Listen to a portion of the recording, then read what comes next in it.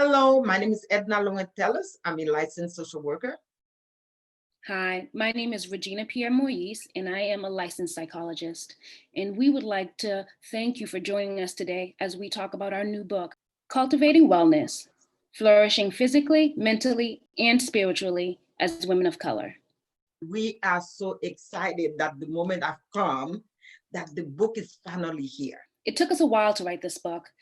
It took time to come together and look at our experiences, both individually and collectively.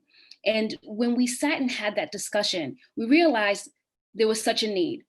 And for some of you that have the belief that the universe puts things in place, it hit us right during a pivotal time in this world, during COVID-19. And this is a time when people are lost, seeking help, but also confused about what's next. What do I need to do? How do I focus on one thing when I have multiple things being thrown at me? So Edna and I decided to take the time to really be thoughtful and also use our own personal experiences to create a book that's not just helpful, but that approaches this issue that women of color experience, well, not this issue, but multiple issues that women of color experience in a book that's from our heart. We had to really look at, where the need was the greatest for right now.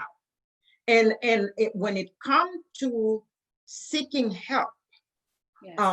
We noticed that, really there has been a lot of barriers for women of color. And with COVID-19 right now, knowing that, what, we had to endure just before this whole thing, make it, more imperative that, we really focus on women of color. But this is a book that, everybody can find something for them in that book. I agree. There are specific techniques that I think universally could be beneficial to us all. Getting back to, why did we want to write this book? In addition to seeing the need, we also thought about our own personal experiences. So I want to just touch base so that you can know us as the authors just a little bit. As you know, I am a licensed psychologist. I identify as a Haitian American, I wouldn't say second generation, but first generation. Both my parents were from Haiti, and I was born in the US.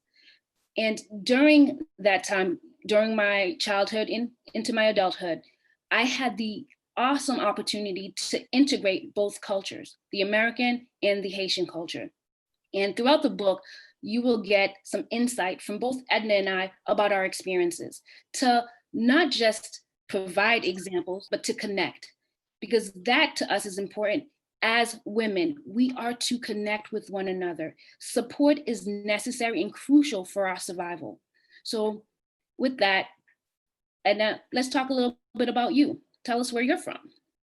Okay, actually, I was born and raised in Haiti until I was 17 years old. I came to this country as a teenager, and not willfully, because my mom basically left Haiti and really was looking for a better life, for her family. Even though I tell people all the time, it was not because of economic issues, but it was more like, there was a vision that my mom had for her children and did not see that, being accomplished in Haiti.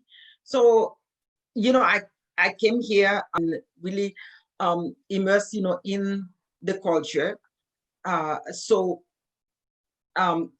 what Regina said in terms of, my own, her experience, my experience, really being here, really informed this book in terms of what, as a woman of color, how, we navigate, our life. And, again, every group has their own issues, but women of color has really very unique, needs that many times the literature or other, self-help books do not really address when it comes to mental health. So I actually, I wish that, I had a book like that.